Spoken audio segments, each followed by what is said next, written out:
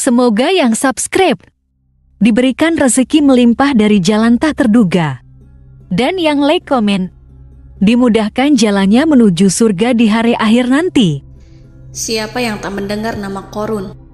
Qorun adalah seorang sosok kaya raya di zaman Nabi Musa, tapi namanya melegenda hingga sekarang. Kisahnya diabadikan dalam Al-Quran, bahkan menjadi peribahasa atau ungkapan di masyarakat guna menggambarkan seseorang yang mirip dengan tabiatnya atau menisbatkan harta yang ditemukan terpendam dalam tanah sebagai harta Qorun. Qorun adalah miliarder kaya raya yang hidup sejaman dengan Nabi Musa. Saking kaya rayanya, Qorun setiap kali keluar dari rumahnya, ia didampingi dengan 300 pelayan laki-laki dan 300 pelayan perempuan. Qorun juga dikawal oleh 4.000 pengawal yang diiringi 4.000 binatang ternak, ditambah 60 ekor unta yang khusus membawa kunci-kunci gudang penyimpanan harta kekayaannya itu. Itu dilakukan semata-mata sebagai bentuk kesombongan bahwa dialah manusia paling kaya, paling terhormat, dan memiliki pengikut setia. Ia merasa lebih mulia dibandingkan Nabi Musa alaihissalam. Orang-orang tentu saja akan penasaran seberapa banyak harta kekayaan Qorun jika pengawal dan pembawa kunci gudang kekayaannya sebanyak itu. Lalu berapakah harta yang dimiliki Qorun yang disimpan dalam gudang-gudangnya tersebut? Sebelum saya melanjutkan, dimohon untuk menonton video ini sampai selesai supaya tidak ada kesalahpahaman dalam memahami isi cerita, serta mohon bantu channel ini semakin berkembang dengan cara tekan subscribe dan silahkan tinggalkan like serta komen positifnya. Semoga dukungan pemirsa Risalah Kehidupan bernilai pahala dan menjadi wasilah dimudahkannya segala urusan pemirsa sekalian.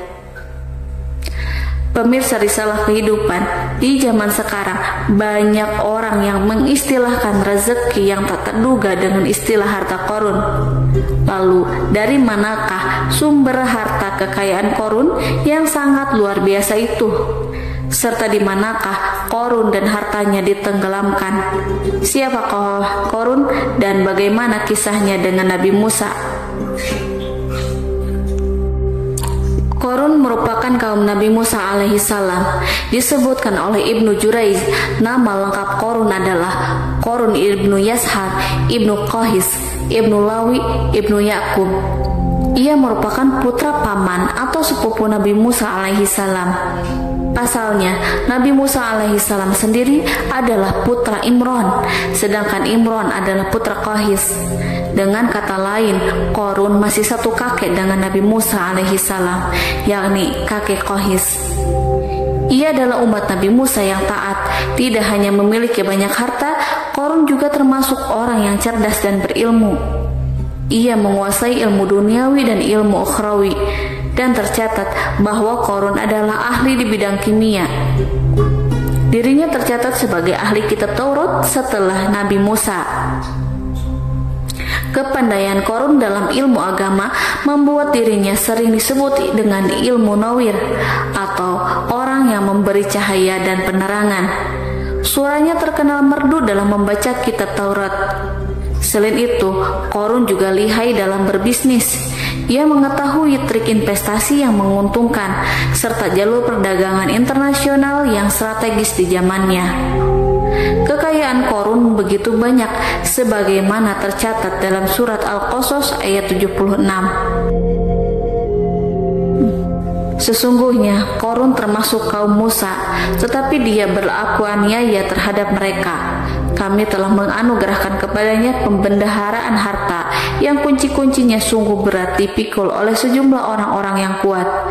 Dalam riwayat Khaisamah disebutkan, untuk mengangkut kunci gudang kekayaan Qorun dibutuhkan 60 bigol atau sejenis kuda kecil.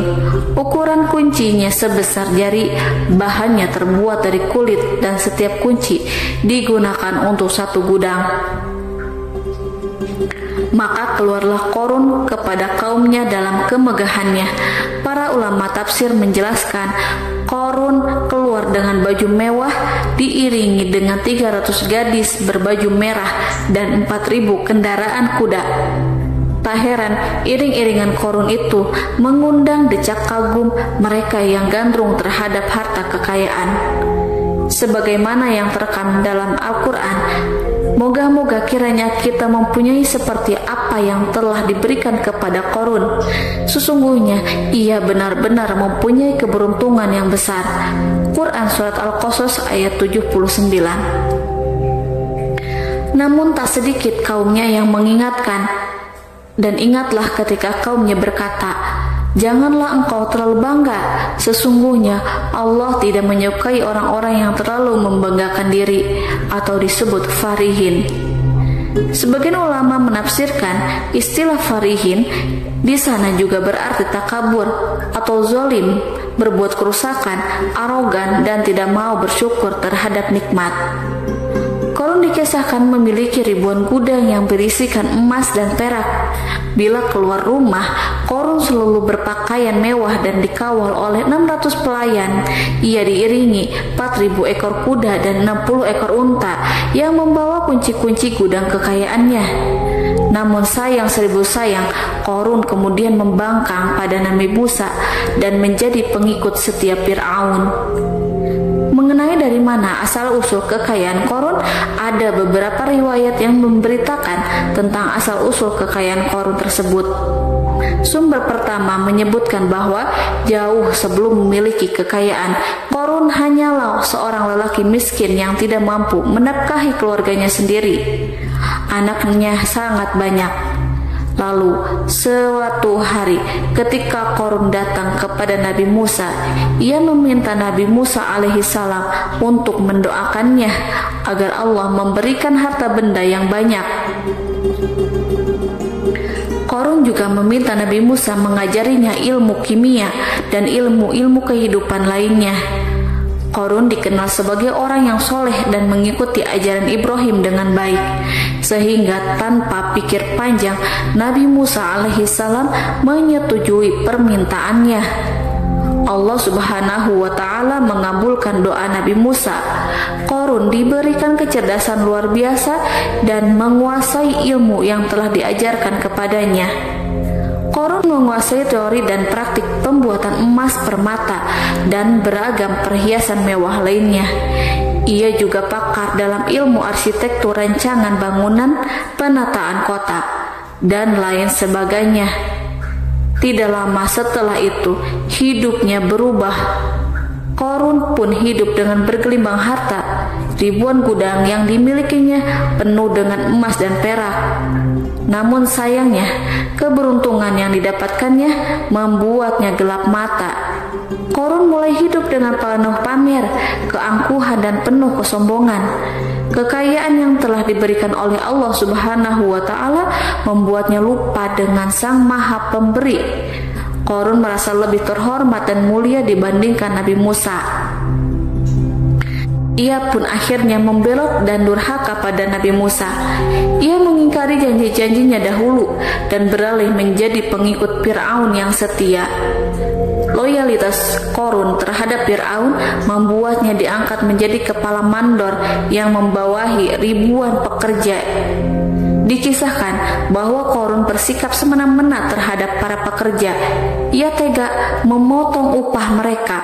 Ia melakukan korupsi demi membangun istana dan kemegahannya sendiri, dan untuk membangun gudang-gudang penyimpanan harta yang telah ia kumpulkan jauh-jauh hari. Ketika datang perintah zakat, Nabi Musa alaihissalam pergi menemui Korun dan memerintahkannya mengeluarkan zakat sebesar 1 dinar dari setiap 1000 dinar, 1 dirham dari setiap 1000 dirham, 1 kambing dari setiap 1000 kambing, dan seterusnya. Setelah Korun menghitung seluruh hartanya, ternyata jumlah zakatnya sangat besar. Kekikirannya pun mulai menghalangi hatinya untuk mengeluarkan zakat. Korun enggan membayar zakat ketika Nabi Musa alaihissalam menagih zakat yang diperintahkan oleh Allah untuk ditunaikannya. Ketika Korun diminta zakat, ia langsung marah dan tidak memberikan sedikit pun kekayaannya. Dia berpikir bahwa harta kekayaan yang dimilikinya didapat dari hasil kerja dan usahanya sendiri, dan tidak ada kaitannya dengan siapapun, termasuk Allah Subhanahu wa Ta'ala. Janji Qorun untuk lebih taat beribadah dan membantu sesama jika diberi kekayaan oleh Allah dilupakannya. Dia mempergunakan kekayaannya tersebut dalam kesesatan, kezaliman, dan permusuhan, sehingga membuatnya menjadi sombong dan terlena. Orang-orang beriman pada masa itu sering menasehati Qorun untuk bersyukur atas nikmat yang Allah berikan kepadanya, tetapi dia tidak mengindahkan nasihat tersebut. Dari sikapnya tersebut sudah jelas bahwa Qorun tidak membutuhkan nasihat kebenaran, bahkan merasa tidak takut dengan ancaman Allah, sebab Qorun merasa sudah memiliki segalanya. Qorun merasa dirinya hebat dan pintar serta punya banyak pengikut setia, punya banyak pengawal dan merasa aman karena dekat dengan Raja Fir'aun. Qorun berkata, "Sesungguhnya aku mendapatkan harta ini karena ilmu yang ada padaku." Qorun sangat sombong. Ia merasa hartanya didapatkannya sendiri tanpa campur tangan dan kehendak Zat yang Maha Kaya, yakni Allah Subhanahu wa Ta'ala. Apakah Qorun lupa ataukah ia tidak tahu bahwa Allah telah membinasakan orang-orang sombong sebelumnya, yang bahkan lebih kuat darinya, yang lebih kaya darinya, yang lebih banyak pengawalannya, lebih kokoh dan tak terkalahkan dibanding dirinya?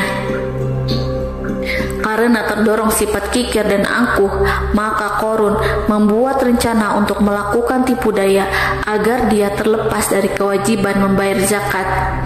Dia ingin menjatuhkan nama baik dan citra baik Nabi Musa alaihissalam. Kemudian dia mengumpulkan tokoh-tokoh konglomerat Bani Israel. Ia berkata kepada mereka, "Wahai saudara-saudaraku, terhadap apa yang diperintahkan Musa untuk membayar zakat, apakah kalian akan mematuhinya? Sekarang dia hendak mengambil harta yang ada di tangan kalian, maka pikirkanlah suatu cara untuk menghindari perintahnya." Para pembesar-pembesar yang dipanggil kemudian menjawab, "Wahai paduka Qorun, engkau lebih besar daripada kami. Kami akan melakukan apapun yang kau inginkan." Qorun pun berkata, "Datangkanlah kepadaku wanita cantik. Aku akan memberinya hadiah besar jika ia berhasil menggoda dan memfitnah Nabi Musa." Ketika wanita cantik yang diinginkan datang, Qorun memberikan kepadanya uang muka sebagai jaminan. Ia akan membayarkan seluruh yang dijanjikan ketika berhasil menjalankan misinya. Bukan hanya itu, Qorun pun berjanji akan menjadikan wanita ini sebagai istrinya. Dan keesokan harinya, Qorun mengumpulkan Bani Israel. Setelah itu, Qorun menghadap kepada Nabi Musa seraya berkata, "Orang-orang menanti kedatangan Anda, sampaikanlah saran dan nasihat kepada mereka." Nabi Musa kemudian keluar dari rumahnya. Ia mulai menyampaikan nasihat pada umatnya. Di antara nasihatnya, beliau berkata, "Barang siapa yang mencuri, aku akan memotong tangannya. Barang siapa yang memfitnah, aku akan mencambuknya sebanyak 70 kali. Barang siapa yang tidak mempunyai istri dan dia berbuat zina, maka aku akan mencambuknya sebanyak 70 kali. Adapun barang siapa yang memiliki istri dan dia berbuat zina, aku akan rajam dia sampai mati." Qorun kemudian berkata, "Apakah ini juga berlaku untuk Anda jika Anda sendiri yang berbuat zina? Apakah Anda akan menerima hukumannya?" Kemudian Nabi Musa menjawab, "Ya, meskipun saya sendiri yang melakukannya." Maka kemudian Qorun memanggil wanita yang telah dibayarnya. Wanita itu berdiri di depan Nabi Musa dan Bani Israel yang telah berkumpul. Dia mengaku sedang hamil karena telah berhubungan badan dengan Nabi Musa. Maka marahlah Nabi Musa atas fitnah kejam yang diarahkan kepadanya. Kemudian Nabi Musa melakukan sholat 2 rakaat, lalu mendatangi wanita itu dan menyumpahnya agar mengatakan siapa yang menyuruhnya. Wanita itu menjadi ketakutan. Ia gemetar di depan Nabi Musa dan dia mengaku bahwa yang menyuruhnya adalah Qorun. Lalu wanita itu bertaubat dan meminta maaf kepada Nabi Musa. Seketika Nabi Musa bersujud seraya berdoa kepada Allah untuk menimpakan azab kepada Qarun. Allah memberi wahyu kepada Nabi Musa bahwa bumi telah dijadikan tunduk kepada perintah Nabi Musa. Kemudian Nabi Musa berkata kepada bumi, "Wahai bumi, telanlah Qarun beserta kekayaannya, habiskanlah semua." Kala itu Allah menurunkan wahyu kepada Nabi Musa alaihissalam untuk memerintah bumi apapun yang diinginkannya. Begitu Nabi Musa alaihissalam datang dengan wajah sangat marah, barulah Qarun merajuk, "Wahai Musa, sayangilah aku." Sementara Nabi Musa alaihissalam tak bergeming. Beliau lantas berkata pada bumi, "Wahai bumi, ambillah mereka." Seketika rumah Qarun mulai bergetar. Qarun dan antek-anteknya mulai dibenamkan hingga bagian lututnya. Rumahnya ikut turun sedalam lutut. Qarun kembali merajuk, "Sayangilah aku Musa." Rumahnya kembali berguncang. Kini Qarun dan kawan-kawannya kembali terbenam hingga bagian pusar. Demikian pula rumahnya. Qarun terus merajuk, "Wahai Musa, sayangilah aku." Sementara Nabi Musa alaihissalam kembali meminta bumi, "Wahai bumi, ambillah mereka." Rumah Qarun berguncang lagi, sementara Qarun dan kawan-kawannya terus terbenam hingga bagian tenggorokannya. Demikian pula rumahnya. Qarun lagi-lagi menjerit, "Wahai Musa, sayangilah aku." Namun Nabi Musa alaihissalam tak bergeming. Beliau terus meminta bumi menelannya, hingga akhirnya Qarun dan kawan-kawannya hilang seluruhnya di telan bumi. Tak lama setelah itu Allah pun berkata, "Wahai Musa, apa yang membuatmu bersikap demikian? Padahal demi kemuliaanku, andai dia Qarun berdoa kepadaku, niscaya aku akan rahmati. Maka kami benamkan dia beserta rumahnya ke dalam bumi, maka tidak ada baginya satu golongan pun yang akan menolongnya selain Allah, dan dia tidak termasuk orang-orang yang dapat membela diri." Quran Surat Al-Qasas ayat 81. Lalu di manakah lokasi ditenggelamkannya Qarun beserta harta bendanya? Konon berdasarkan kepercayaan beberapa masyarakat setempat, Qarun ditenggelamkan di sekitar sungai atau danau Moris yang terletak di kota Fayum, negara Mesir. Qarun konon mendirikan istana, dan di tempat itu pula ia ditenggelamkan. Dahulu Qarun berkeinginan membangun sebuah istana, namun tidak diizinkan oleh Fir'aun jika istana itu dibangun di samping istana Fir'aun. Terlebih Qarun juga tidak ingin membangun istana di tengah pemukiman Bani Israel yang terletak di tanah Jasan. Fir'aun pun memberikan tanah di wilayah Fayum.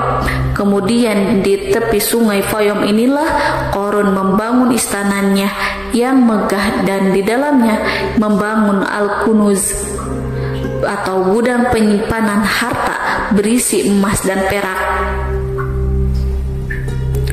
Salah satu bukti arkeologis yang dapat dijumpai di lokasi tersebut adalah runtuhan bangunan yang diduga sebagai tempat tinggal Qarun yang berjarak sekitar 2 km dari Danau Qarun.